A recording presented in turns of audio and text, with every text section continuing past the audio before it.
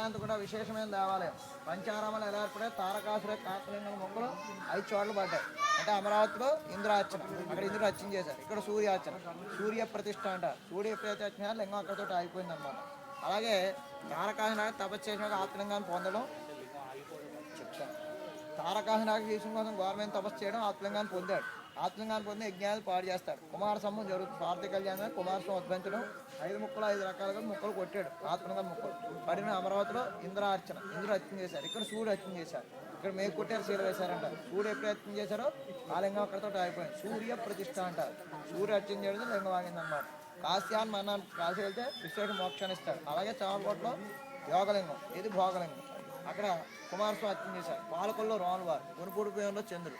5 రకాలుగా 5 అర్చన జరిగితే పంచారామాలు వ్యవసాయం చెప్తారు.